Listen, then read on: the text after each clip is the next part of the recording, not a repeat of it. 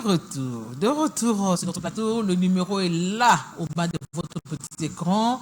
La thématique aussi est là, sur votre petit écran. Alors, vous voyez la thématique, vous voyez les numéros. Appelez. Nous voulons vraiment parler de ce phénomène-là pour te remarquer que ce dernier temps, ils ont battu plein dans ma vie Nabiso. Il y a même d'autres gens qui sont conscients de ça et il y a d'autres qui ne sont pas conscients. Mais tu vois, ils ont un phénomène, ils ont un phénomène mari-femme de nuit, mais ils ont un phénomène mari-femme de nuit, on les a ranini au juste. Alors, je m'en vais recevoir mon invité sur mon plateau. Il s'agit du prophète J.R. Esdras Simbo du ministère Midim. Alors, je veux le recevoir, je dis shalom, papa. Shalom, maman Sylvie Dia. Papa, vous allez bien? Ouais, tout doucement, par la grâce de Dieu, on tient les coups. Ouais. Dans le lobby, tu as bilingue, hein? Ok. Hein, tu as bilingue, hein? C'est bon. Voilà. Dans le lobby,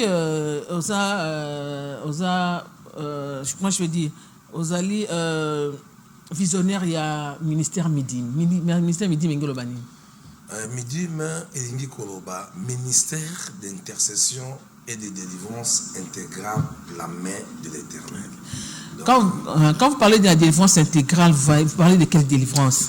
Ok, si nous avons mentionné ce mot intégral, parce qu'il y a aussi des délivrances partielles. C'est ça. Vous voyez, en d'autres termes, lorsque nous parlons de la délivrance, il y a besoin parfaitement de délivrance. Ok. Vous voyez? Alors, vina bango, les autres font la nuisance, et puis la répétition, il y a ma cambébélé ou par lesquels porte en tout on comme la porte que les diables pouvaient entrer à tout moment, détruire et machin, voilà. Okay. C'est ça la délivrance intégrale. Mais si je vous reçois sur ce plateau, Lelo, et Zapoto Lobela, thématique Napsa Lelo, phénomène mari et femme de nuit, comment s'en débarrasser? Comment être aussi délivré de cet esprit-là, phénomène mari et femme de nuit. Dénabiolo, na plateau Langaï a baissé matin avec beaucoup d'honneur, puisque la Bible me recommande de recevoir un certain de Dieu avec double honneur. Alors, Nagina Loba, toi et Banono, phénomène mari et femme de nuit, les anonymes, les anini. Bon, merci beaucoup pour tout éclairci dans Zambé. Vraiment, phénomène mari et femme de nuit, et ça, à la base, il y a des destruction, il y a ma vie, il y a ma tebélé. Mais c'est un esprit géant ou par lequel ils ont une forme, il y a bon moi si comme il y a mon bali, mais c'est le même esprit. Il y a un vous voyez? Donc, dans le fonctionnement de bango, et quand on a un rôle, il y a qu'on nuire. Or, en réalité, mari de nuit, femme de nuit, soukoubé, soukoubare, il y a s'exercer non pendant la nuit. Donc, bengi bango forme mari femme de nuit, c'est parce que mon nuit n'a qu'à et puis mis ça mon n'a qu'à nuisible. Donc ça vient nuire la vie. Ça vient nuire. Voilà. Ils ont nuire penza. Donc au baby ça. Au baby ça penza vie à mon tour à 100% pour que la personne n'aille pas bénéficier de la promesse en Zambé. Et puis elle a côté ma barrière dans ma cambo bébé. Et sous kaka tout le monde a pas me non et bah ça va pas tout non. Équipe pakaté. C'est ça. Les esprits mon comme équipe pakaté. Ou par lesquels c'est un géant. Alors, on a d'autres sources par rapport à la compréhension pour comprendre d'où venait cet esprit. Nous savons bien que le diable, pendant qu'il précipité, son rôle majeur, c'est qu'il y a qu'au tordre des Écritures et puis renverser la mission de l'homme sur terre. Okay. Vous voyez? Et récupérer le pouvoir ou la puissance, la domination que Dieu avait donnée à l'homme. Alors, à cela qui va être normal et qu'on permette à ce que Azora contrôle la moto pour qu'elle détruire, comme nous lisons des fois dans la Bible, dans Jean chapitre 10, là, il a dit que les volets ne viennent que pour voler, dérober et détruire. Vous voyez? Donc son rôle majeur, il y a à utiliser Kasiko étape l'esprit dans un rôle nango. Où est ça la vie ya ba dans Zambé, ton vie ya ba tout le monde ba Zambété pour que à dominer du corona bango, à jouer contrôle na bango, puis à détruire vie na bango. Voilà pourquoi zwi likanisi oyo makasi ya kotalisa bana nzambe eloko moko. Bien aimé, eza force moko oyo eza opérationnel jusqu'à na batan na biso oyo. Comme je disais tantôt que eza esprit moko et travailla kaka na butute. Mais esprit moko et travailla quand même na moi le long ya journée à mutu, ya vie à mutu.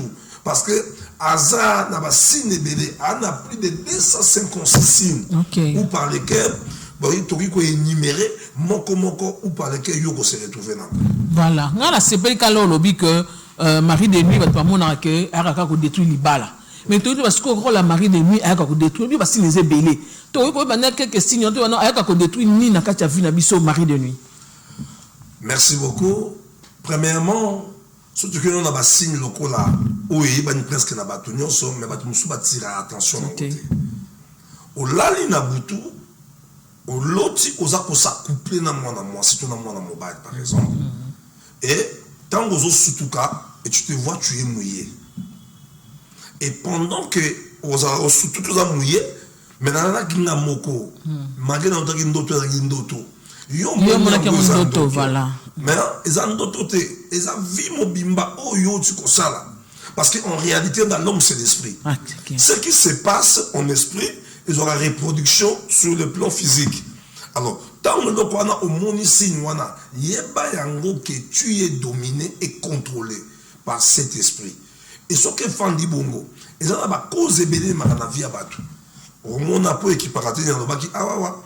Au cause même pas passer mais bon souffrir dans ma cambo et qui peut rater et qu'on simba la présidence et qu'on simba partout et si quand il y a un corps humain oyo mutu aviva kanase ya moi oyo azali na bisika nyonso cet esprit est na katia pollution moko makasi ça pollue un peu partout dans l'environnement na vie ya batou pour que bien aimé dans le Seigneur et ça la cacaron ya diable où ils allaient premièrement de détruire.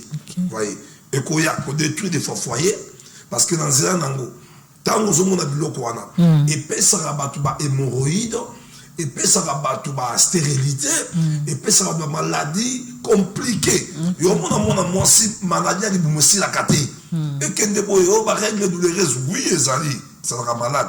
Mais la plupart ya ba règle douloureuse et béné ça causé par cette force. Parce que Ayaka d'une manière invisible et pas tout le monde qui est visible. Voilà un peu de signe zébélé, autre pour énumérer pour que nous puissions comprendre. Entre autres, toi, tu as un signe moussous. Pour le monde par lequel, ce qui a fandi, net mousse mobile, a fandi à cahier dans les autres, a eu un sous-pourcent d'autres. Donc, bon, pour ça, comme frigide. La compagnie de frigidité, on a katinaï, à trouver un normal. Parce que nous sommes allés, moi, ce mobile ou par lequel, et puis ça est dégoût ya kolinga. Dégoût ya kolinga. Donc, il y a si comme makamba kolinga, il y a ça la kawanate. En réalité, n'engen zamba sa n'inzoto à mutu. Pendant qu'on va y parler d'elle que il n'est pas bon que l'homme soit seul. Alors, ce qu'il y a moins comme maillot à la yomoko. Tant que mon akababilo koane mataka yo bongo ke ngaite, ngai na kobana ngaite, ngai boete. Et puis, et l'ongo liyo pour ça on a sentiment bon motoana. Sachez de bien, tu es déjà marié dans le monde des ténèbres. Dans cela, il y a force oyo.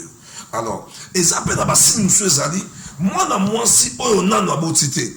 Na ko remarquer ma belle nae et Misamai, ni tu m'as Mélissa. Mélissa pensa ben et vimba capé tout ça. Pour dire que femme ton mari de nuit a la capacité à botser ça peut mutuba na butu. Mais yo moko yebite. Yo moko yebite ko bota na butu. Papa na ça vraiment soto ou tu ko bota. Non ça na mobilité. On a dans libéralité. Et ça va signe aujourd'hui ça que ma sœur tu es frappé par cette force et contrôlé par cela. Merci. Papa, mais là, c'est le makasi, hein? Et c'est belé. Et ça vraiment est belé, surtout dans le bango à émission ainsi là. Et ça est belé. Voilà pourquoi tous les gens dans la Bible banazambe. Bisika bozwami. Il faut s'en débarrasser nango. Ce qu'on s'en débarrasser nango te ekobe bisa vie na yo parce que mari to femme de nuit appelle ça un masque de vieillesse. OK. Nakata masque de vieillesse et un esprit arrêté. Au comprenez kate. Voilà. Yo ba boa kaka yo kaka. Boke lu comme ça yo ba ozote. Non, pas c'est le là, exemple histoire moko. Il y avait une sœur, paix à son âme pas koufa. Na famille na bango baba la kate. Pourquoi? Grand-père na bango azalaki un chef coutumier. Ok, voilà. Azouaka li mabala ateraka na monde des ténèbres. Soko bana nyonso babota maria basi na mibali bazalaka basi na ebe mibali na yabutu. Parce que nabi esprit inquiet ezalaka na sexité. Ezouaka forme par rapport à Jean o mutazali. Soko za mwana mobali akomeli yo femme. Soko za mwana mwasi akomeli yo mari. Donc voilà ce qu'il y a zaki mwana mobali. Mais abebisaki bana kasi bana na ye na bakoko na ye nyonso petit fils na ye nyonso tout yenda no contrôler bango. Mais arrivé pe limite côté dans ta famille parce que ma force c'est ça ba limite on a coupé qui sa mutu aleka et sika bola munezali. C'est ça. Mwana mwasi côté na mwana mobali bon bala sepeli na ye babandi bolingo na bango papa bandi pe ko évoluer. Mon bala zuli kanisa bité ngai il faut na bala mwasi na ngai. Il faut na bala yo. Oh, na famille wana libala ezalaka te. Baba la kate. Libala na banga makasi ba sentende yo. Okende ya kato fan. Libala na banga makasi fonde de okende kota libala yo moko et tout ça. Ba pesolo d'autres telo tu vas honorer. OK. Mon bala la Mario to la gigolo. Yo la ndaka baba si basa mikolo. Yo wana de vie on va pesa bango yango wana. Pour ne pas avoir la stabilité. Or vous devez savoir le mariage est un don de Dieu. Amen. Amen. Le mariage apporte la paix. Le sexe, c'est la prospérité. Et si tout on se retrouve dans mon ton, Zamba, pour notre avenir, et tu verras le meilleur des choses dans la vie. Et maintenant, papa, on a un coco, on a. A baby sabana nyos. Ne commencez pas à nanda. Ah ouais. A épée quoi annoncer papa. Papa n'a pas yébaki. A yébi sabi, ah, moi, nangai. Oui, mais qui a pas nabiso. La maman les a ratés.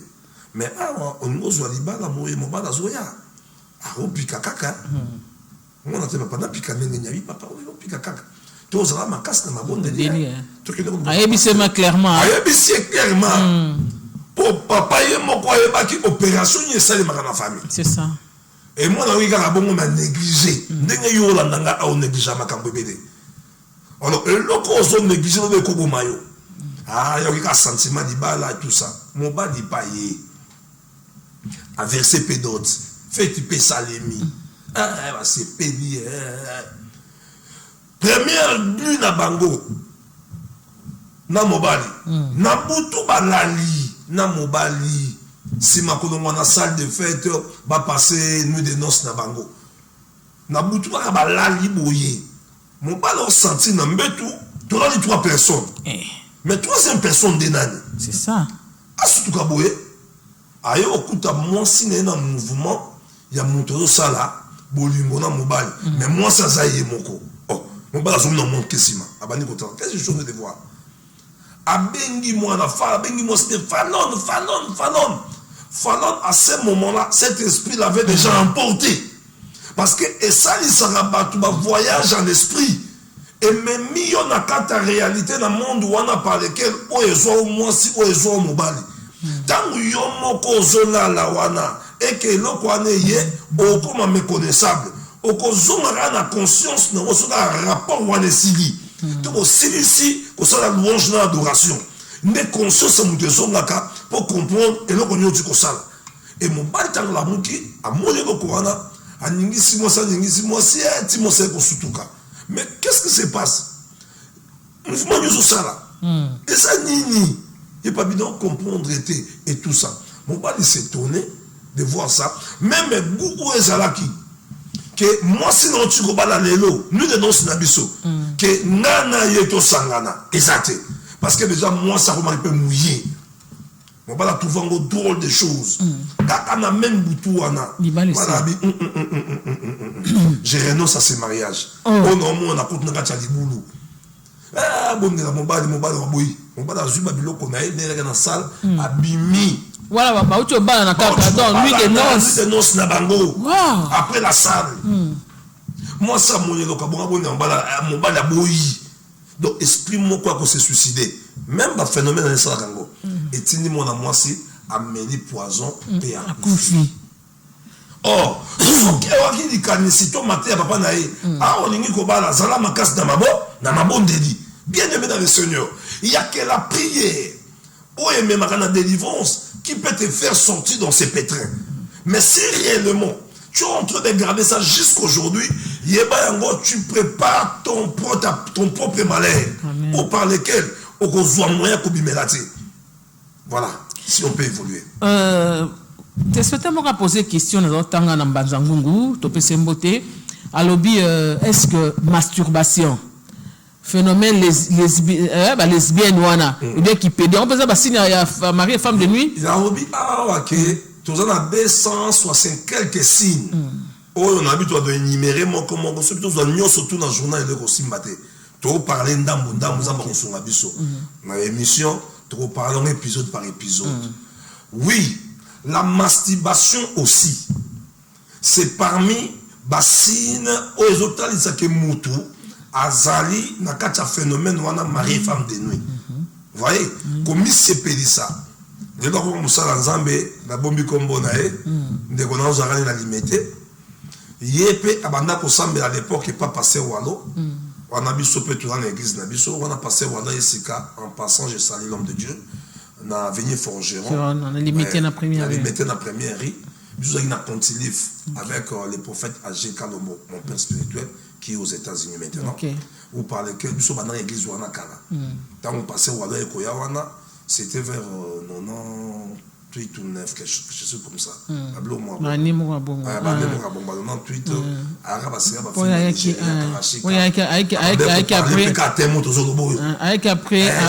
ministère a mis les amis la première émission.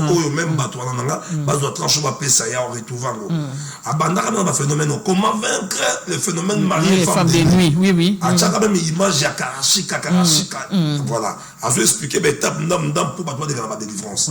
Voilà. Et ça, étape ya makamoko, ndeko na ngana zalaki soki à côté douche. Bota la kaba mibali wana mingi on saka soki à côté douche. On ça la 1 heure du temps, 2 heures du temps. Cela veut dire on ça makambo wana. Akoki jamais kobima na yango. So esprit de ça kanengeni, so que c'est l'acte yo kotakati na yo. Et que et retrouver aux anakati ya douche. Et directement et comme ma sensation katina yo. Na ba sensation wana. Et comme na katina yo et boy sakaba mi bali ngapé basi boy.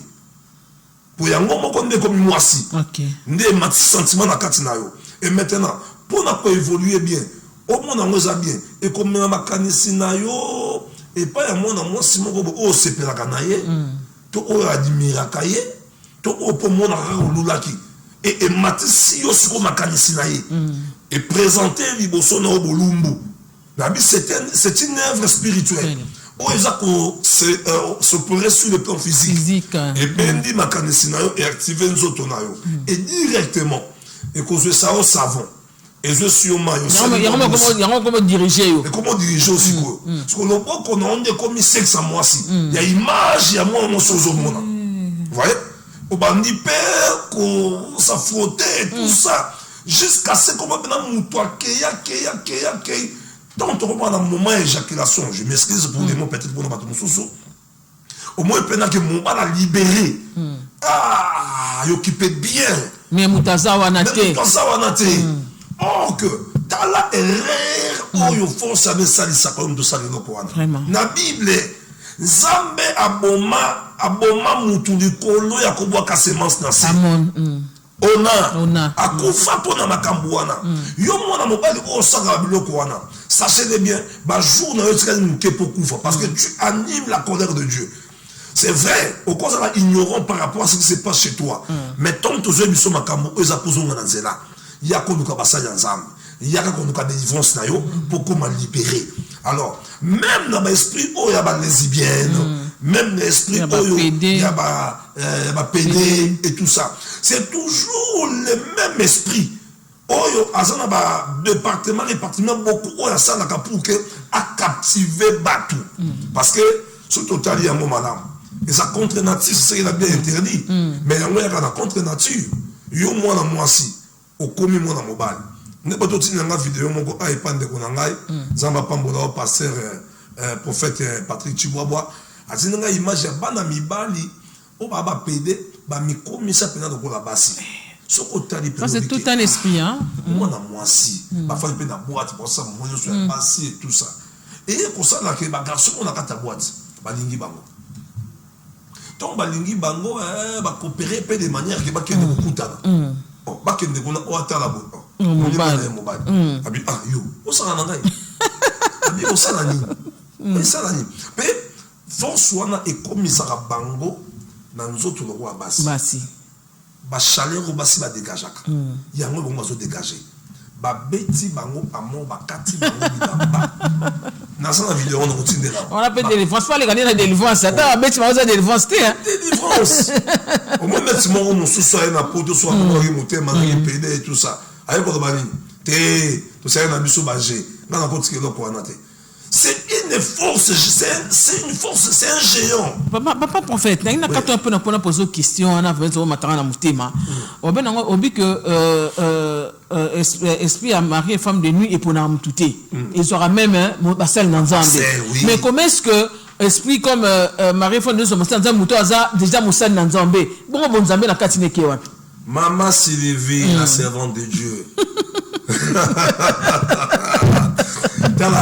Les hommes de Dieu, écoutez-moi. Ces derniers temps, non, je vous parle des choses parce que nous avons tout ça bien. Amen. Ok? Nous devons servir Dieu, être des modèles. Jésus à Zoloba, le diable peut me faire rien parce qu'il n'y a rien en lui, en moi. Ouais. C'est lui qui a réussi la délivrance totale entre le maître de Dieu. Aux ambassades, on a connu, on va tirer la moto pour servir. Le diable ne peut jamais blaguer avec sa vie. Parce qu'il n'y aura pas de porte d'entrée. Et ça, on a basa yanzambe belé, on va fungola la porte bango moko. Nous avons des serviteurs de Dieu impudiques. Nous avons des serviteurs de Dieu ivrognes. Nous avons des serviteurs de Dieu. C'est ça. Toi, on a passé dans ça, et puis comme ça, on passe dans ça, mais la volonté, sentiment, le croix de français bien, assez intelligent, et tout ça, comprendre, il faut ça. Et cette personne ne sait pas comment est-ce qu'elle peut battre la sacrée. Tu vois que j'en ai appelé, hein? D'accord. Oui, akati. Bon ben encore bipete so za mo tuna mo sala nzamba zali papa to luka délivrance intégrante même ngana luka pe délivrance wana donc to tuna ko bipete papa to ke voilà même basala nzamba na meko lobake ba o mususu pendant que tu n'es pas dans les bons yomoko yebi que je suis pas dans les bons oui na lobaka musala nzambe soki mikolo wana yebi kaza me forme ba ko prophétiser l'été yemoko yebi que mikolo penza na za ya kokita so il passe à komata na za ya komata tango nyonso oyo to kitaka pour être captivé cette force yaka. Surtout bandeko bolingi makambo ba makangu na basi bipai na bipai. C'est ça. Yo moté na nzambe me ba makangu. Oh. Basi na gauche pe na droite. Yeba yango, tu es déjà dedans. Parce que cette force est travaillée dans une manière physique et so peine d'énergie positive na yo, mais comme négative. C'est ça. Alors, et cause la probabilité nyonso que le diable a guetté yo peut aviser par rapport à Yabanzela wana. Voilà, c'est possible. C'est possible. Donc, ce qu'il faut pas en a deux vies. Il faut en vraiment, si vous avez un zambé, tu as un zambé. Ah, ok, ça j'ai compris maintenant.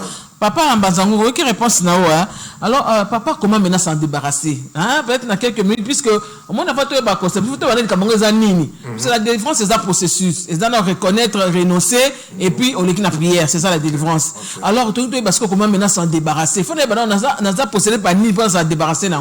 Maman s'est levée. Au moins, pour s'en débarrasser. Tout le monde, moi, même partout je prêche, partout je passe. Naebi sera montonyon soke. Montonyon so premièrement sera prophète à vina. Amen. Makambo ele kakana vina yo yo moko yebia. Réalité ezo le kana vina yo yebia ngo. Bandoto ya mabe yo ele kakana vina yo yebia ngo. Ndengo mitambu saka yo yebia ngo. Amakate comme un prophète de côté de ma. Nandiko maman ta na moni boy na moni boy na moni boy na moni na moni na moni. Oui papa za yango. Oyebia ngo to yebia na yebia ngo. Bon siko. Oyebia ngo non. moi na interpréter le kaka na répéter le ozamba pesinga moyen pour que oluka moyen ya kozonga na nzela. Mais d'abord la prise de conscience et la décision, ce qui peut amener une personne à bénéficier de sa délivrance. Pourquoi? Parce que ta délivrance changera le cours de ton histoire. Amen. Quand tu te décides aujourd'hui, oh nazomona, je ne veux plus ça, je ne veux pas vivre dans cette vie, que ces choses où aimer ça n'a qu'aucun vie n'angaï, n'a besoin d'attiquer, tu veux d'abord renoncer. Papa t'as vie n'anga boué, t'as na tamola boué, t'as la boué. Et bah qu'on pèse en ligne de conduite. Vraiment. Ouais. Donc dans le but de délivrance intégrale, et nous qu'on va que ezaka processus. Ok. Donc metapo, tout le monde quand tu as délivrance malamoko, rien. Tu veux n'avoir n'ambu d'étape jusqu'à ce que au bénéficier en gros intégralement au communal kimia.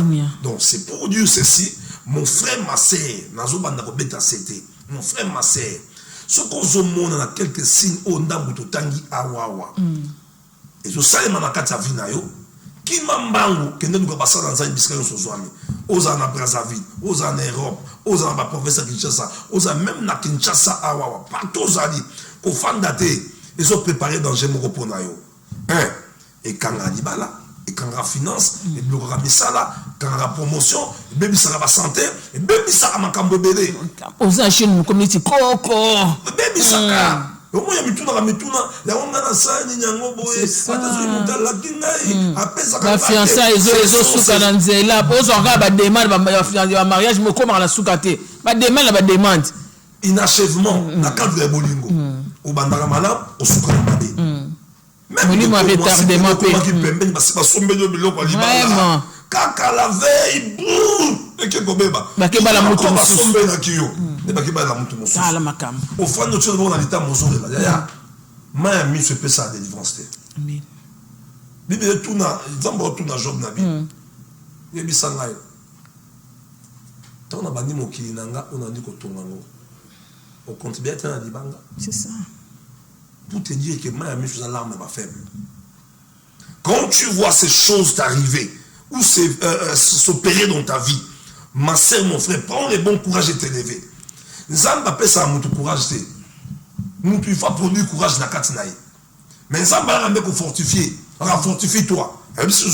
Fortifie-toi et prends courage. Tu dois prendre le courage de t'élever.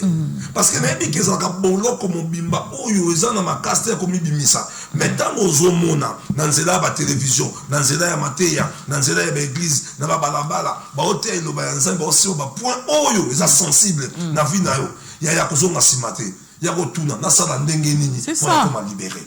Papa, au cerveau que tout le kabasal dans Zambé pour la délivrance. D'abord c'est qui délivre? Qui délivre d'abord? La personne qui délivre, c'est Dieu. Amen. La personne qui Zambé a délivré, quand on a eu conscience de la délivrance. Parce que la délivrance, on la cherche. Il y a un prophète, et puis on a un message de délivrance intégrante. Au but que tout le monde dans Zambé, comment reconnaître que cet homme déjà il est appelé à la délivrance? Parce que la personne va bien à la délivrance, c'était à Papa Nangaï. Déjà qu'il y a un système na montre gemema qui on appelle comme kati na kati to yeba neli ke moto azana kati moto na nzambo azana kati na bosolo to yeba ngondeni bibezolo ba to koyeba bongo na bambuma na bango les vrais et les faux et se distinguaka mais ce qu'on a ba rappel lokoyo na matin na mona te yaka pour na ko multiplier ba na nzambe ba comprendre la spiritualité. Dans le christianisme l'homme cherche les miracles, dans la spiritualité l'homme devient du même miracle. Hey, profond, hein. Ouais. Tout le bilan prochainement. Hein. Parce que quand tu es de Dieu, et l'homme va développer dans 4 minutes esprit à discernement. Amen. Amen. Amen. Oui. Même yo esprit discernement dans la carte. Si le mot reconnaître au hasard à sauter à l'okuta. Si le bête ma bonne dans manda. Papa nous a besoin de kangwa. Zamba za pona bisonyos. Amen. Papa la kisanga nzela isikanye bomina kende. Amen. La kisanga église na kende c'est qu'on fait pas pasteur ni. Naïbi ko nzambo au travail en ouvrier avec tes serviteurs.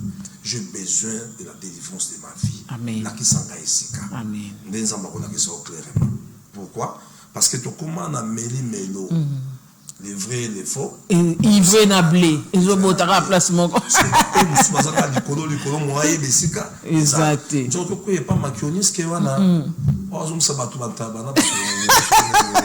Papa, il n'a pas appelé la carte. Il y a une carte de délivrance intégrante. Intégrale. Délivrance intégrale. Voilà. Voilà. C'est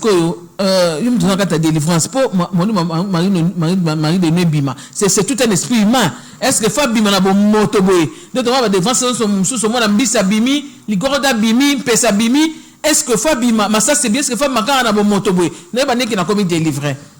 Moi, je l'ai toujours condamné. Ceux qui ont moni na église, oh yo, bazobonde la bateau, oh nyoka bimi, oh muselekete, oh ligorodo, oh liseke, oh nyoka, oh mbisi. Ils ne sont pas dans les bons. Vous devez sortir. Ce qui est spirituel est spirituel. Amen. Ce qui est physique est physique. Soyez bisangai. Mbisi wana oya bimi na nzoto na wana nzoto na ofana koteni. Mbisi afana na mai. Mbisi afana na mai. Yango bossa eba délivrance au bimisa na mari de nuit. Na ma femme de nuit. Tout le monde a muta bipe. Papa na nga vraiment bimi liboso na nga bo. Bimi. Tout le monde rappelle en goutte. Hein? Donc c'est pour dire nga na zana ka moko boye Sœur Olive ndoite na niveau Belgique, que Dieu te bénisse. Amen. Sœur wana soufa ku fela nga na permanence. Na kitambo. Sœur moi si kitoko. Na banda lawa, na banda kakano fa na virage na venir bungu. Moi si kitoko. So que Sœur Olive va zotambola, ku misinzambo la keli satamabe. Venu. Mais le mariage ne venait pas. Mais en même temps, écoute ça quand il peut n'avoir mon orgueil, mon corps. Forcément, quand tu l'appelles mon orgueil. On m'a dit Kitoko, Nazana, Linganga, Yote, mon pote voyait Yote, Yote. Que l'homme vit dans les temps. Amen. Et dans les temps, il y a aussi les retards. Amen. Les retards existent. Forcément, ça va être un retard. Il y a perdement. Oui, pour se trouver dans Sima. Avant, et comme trop tard, dans mon frère, ma sœur. Qui m'a mbangu ya kokoduka délivrance. Amen. Et puis Jésus-Christ nous a donné une arme qui est son nom. Amen. Pour vous délivrer. Amen. Même Yoso en allant à la télévision, n'a déclaré mon livre Nzambe captivé yo. De manière qu'on soit délivrance na yo. Au nom de Jésus-Christ. Amen. C'est la bande de Tambola. Ni pas la base sur so. Tant mami to isoté de mango. Mais là na pour le moment. Ce que mobile aye et pas dans le pan on a bango koti kaka na lopang. So ka bimi mobile akibela. Libela. Na sali nya obege wa bloquer ma téléphone. Au moins na ebisi wana misama be. Na locho na buto na na machette. Ya zo ya mo amite. Non, papa mbaine ni asiba lati pa benga mibali. Ba se transformer pe bongo. Au moins l'autre après moi sur une ego bala bomoni pena ba simbe yo mbela chuba yo a okango ba chaîne to kango na kata zamba moko des fois yo zano innocente ma sœur mais baza ko utiliser au bongo pour ba boyo zo repos mais tant yo poso mo na bongo to na kata ba souci c'est là ton zamba tan singa bongo expliquer les cas moko ta des hommes ah ma sœur ayoki il faut délivrance. 4 jours, il y a jeûné prière. 5e jour, nous avons service à prière complète.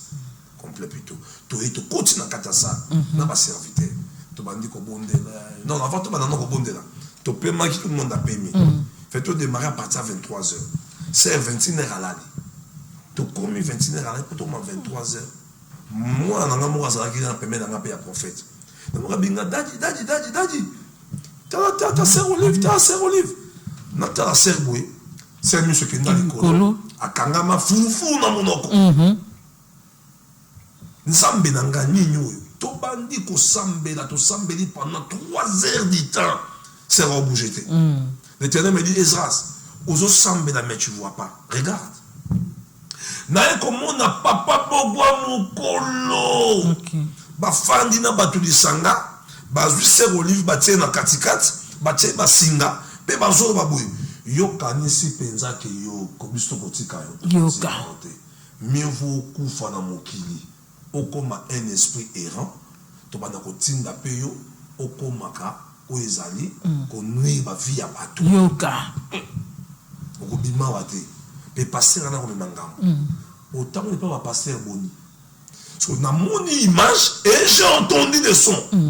Et directement, j'ai entendu Dieu me parler. Esras, Zouamaï, bêté 3 fois dans Mouzou. On a bêté 3 fois. Boum! C'est vrai qu'on se trouve. Tant qu'on se trouve, on y a se trouve dans des gens qui ont Nyama. Ah! Milimo, bani wose manifeste. Comment on appelle ma cambo? Oh! Tu maîtriser, on a prié, on a nakobi. Mon bon, moi, changé. Moi, c'est comme un mobile. Oui, oui, nakobi maté. Aza moi, si n'a pas depuis na diboumou. Yoka. Oh! Réalité, on appelle pas na depuis aux gens diboumou. Phénomène, on sait que ce sera pas même pas sous ma zone de personnes dans le boum. Bah si bah t'es cas bah la famille, tu si bah connecta qui est yango. Yango maman papa yo kana ebisa yo. Voilà. Boya ka eloko yo. Papa mo mukono na moi non muke moi c'est ça. Ah ça peut me dire ka endo ba comment vivre bloc na lelo hein. Boya ka. Oh maman mo mukono na moi na mobali muke abenga mobali na ngasheli na boya ka. La parole est puissante et elle est créatrice. Quand on a prononcé le point directement par sa balise sur une limite. C'est ça. Mais dans le Sénat, on a beau te belé.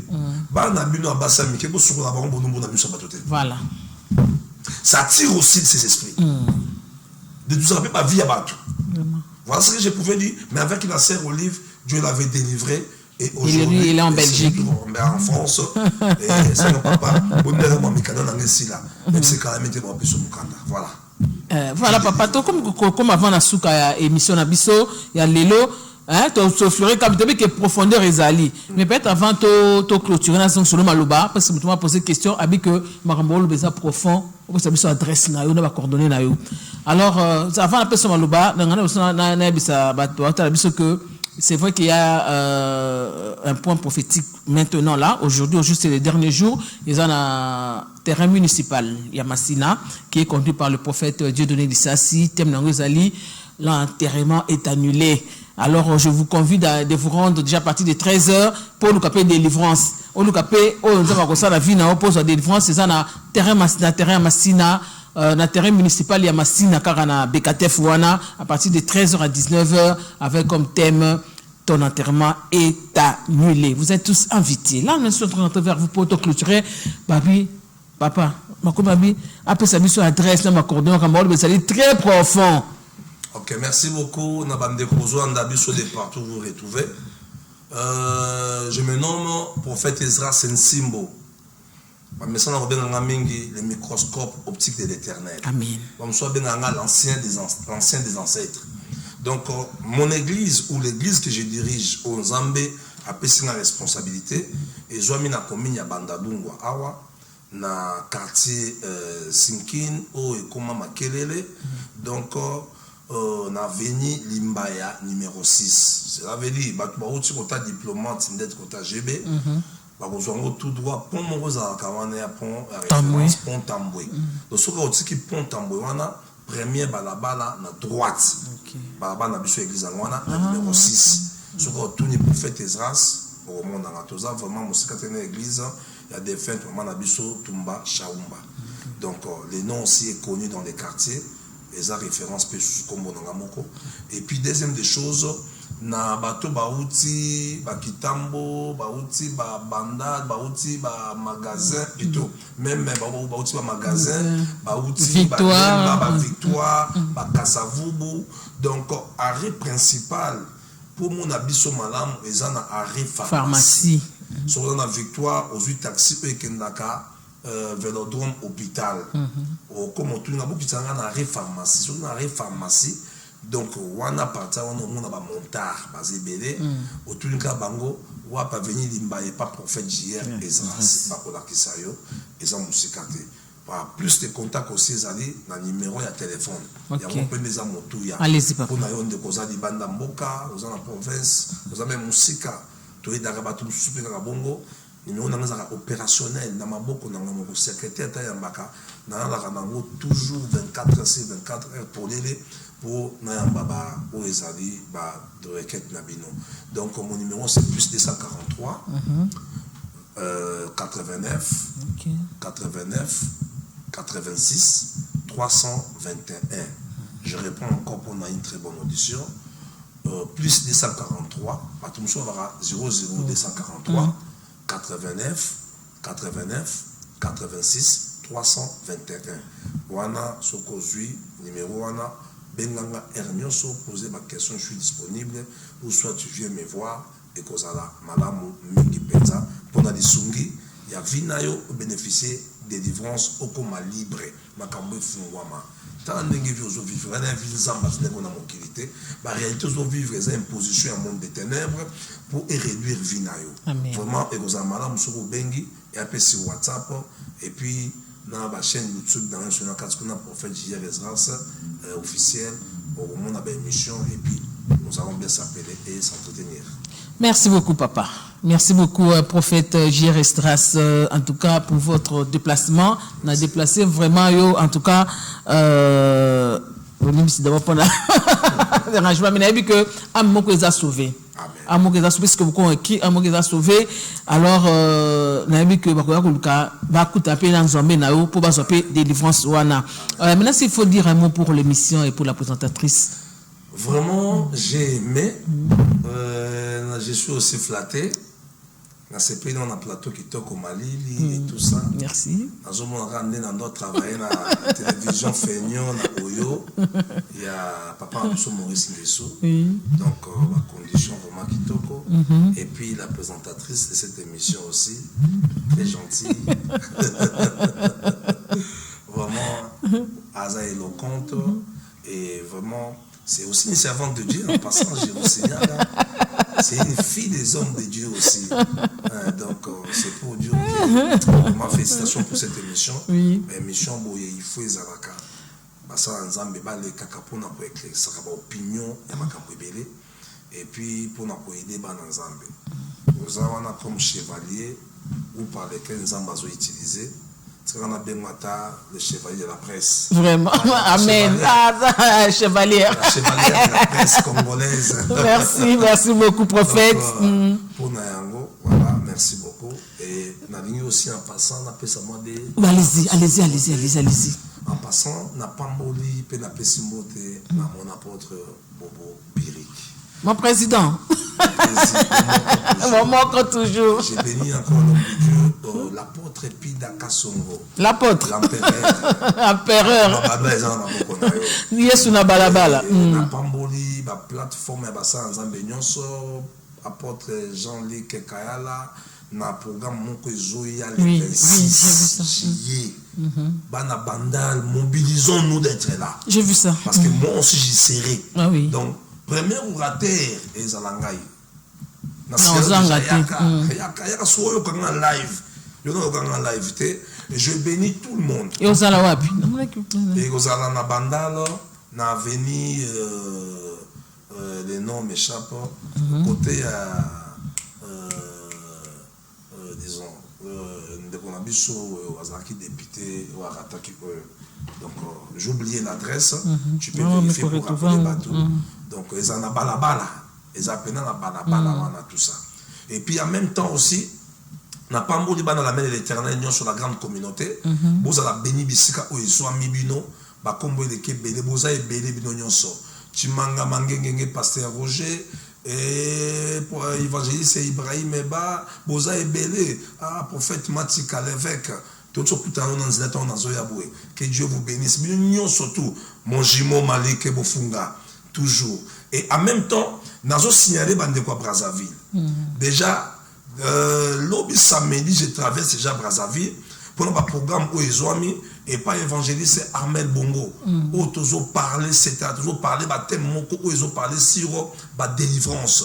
Donc, on a 5 guillots bien-aimés qui nous participent dans 30 matinées. Et puis, en même temps, chez mon frère, mon ambassadeur, Calvin Goteni, où ils ont parlé, qui nous attire ces malheurs. Et ça va séminaire où par lequel nous avons travaillé. J'irai jusqu'à Oyo, chez l'évangéliste Kofi. Donc, il faut parler sur thème moko, la lettre déchirée. Nous vous invitons de venir nombreux. Soyez bénis de partout où vous êtes et passez une très bonne journée avec Jésus. Que Dieu vous bénisse. Oui, l'adresse de cet événement, salon de prière, thème d'anglais à la seconde gloire, et là sur l'avenue Lunzadi, numéro 37, dans le quartier Bisengo, na référence au Nzabalouba, na salle polyvalente, tu vois, des places. Papa Nabiso, le prophète J.R. Estras à côté, na papa Jean-Luc, hein, Jean-Luc Kayala, voilà, l'interface. Voilà, vraiment merci papa. Nous sommes arrivés vraiment à la fin de notre tranche matinale.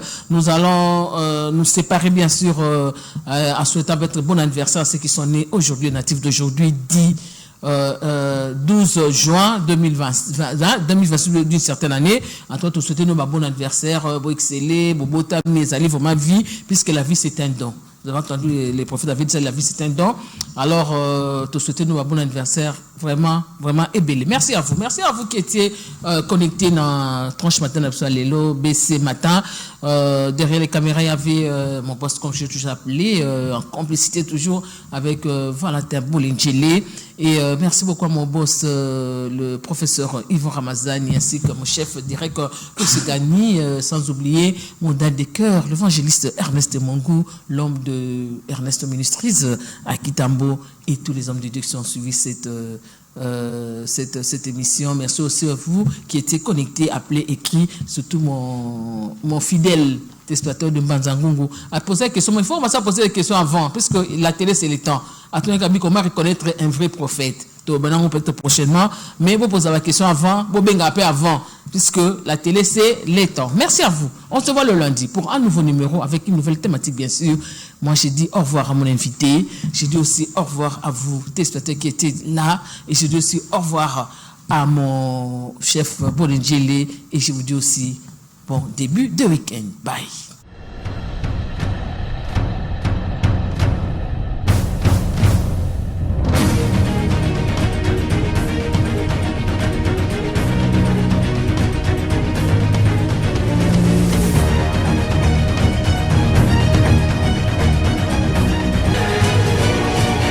BSC Télévision, votre télé pour mieux vous informer.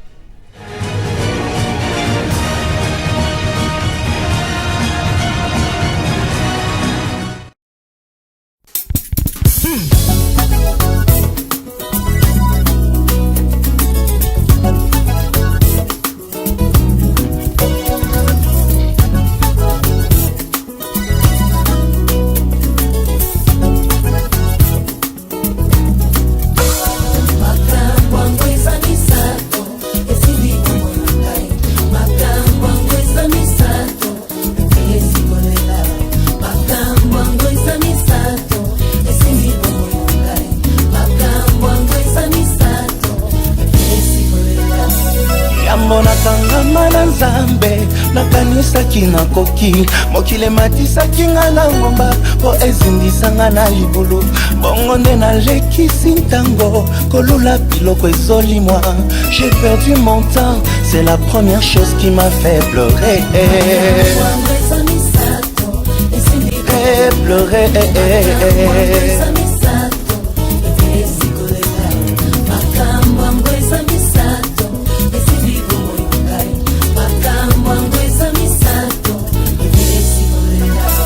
Sango nakutani na Nzambe napesi bomoi nanga nakomi libonza motuya hakomi kolo na ngai moke moke lombangu te moke moke makambo ebongwani. Jésus a fait mon bonheur, c'est la deuxième chose qui m'a fait pleurer de joie.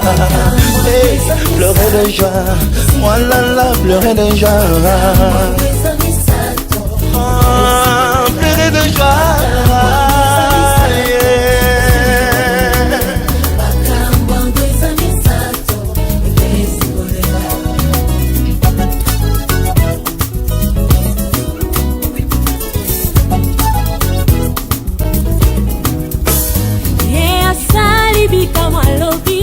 Ce n'est que le début. Alobi kangama nanga, je ferai éclater ma gloire. Ye atandi maboko alobi pesa mikuma na memela yue. Na monya venir nanga katia bilaka na Yesu. Et je vous l'ai dit, c'est la troisième chose qui m'a fait pleurer.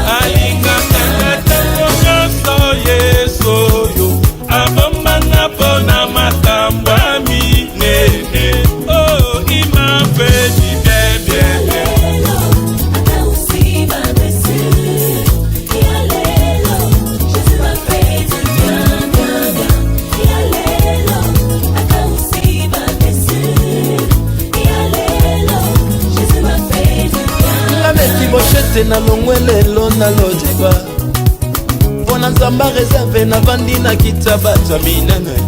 Il m'a fait du bien, il m'a fait du bien, il m'a fait du bien, il m'a fait du bien, il m'a fait du bien, il m'a fait du bien.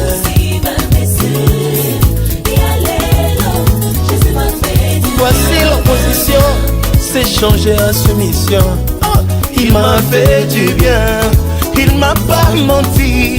Tala makambo salina bomo inaye. Il m'a fait du bien, il m'a fait du bien, il m'a fait du bien, il m'a fait du bien, il m'a fait du bien.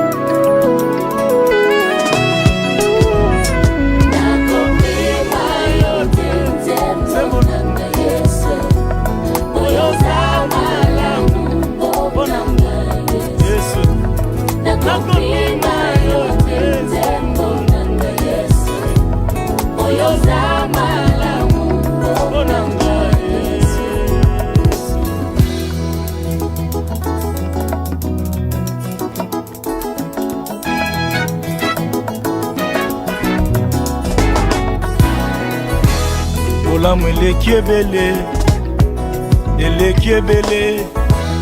Bolamu elekiebele, elekiebele. Nazu initiative akotanga bolamu na Nzambe. Moko sima mususu na vi na ngai. Kasi nakoki te po elekiebele. Nazu initiative akotanga bolamu na Nzambe. Moko sima mususu na vi na ngai. Nayoki moto pasi. Parce que les kiebele, bola mwango, bola mwango, bola mwanzambe, bola mwanzambe, ngalalaki olalaki te, solo seko batela ngai, nanimbaka yo nimbaka te, solo seko batela ngai, nabanzi mosika na uta, bola mwepesi kolela o, nabanzi bisika lokota ngai.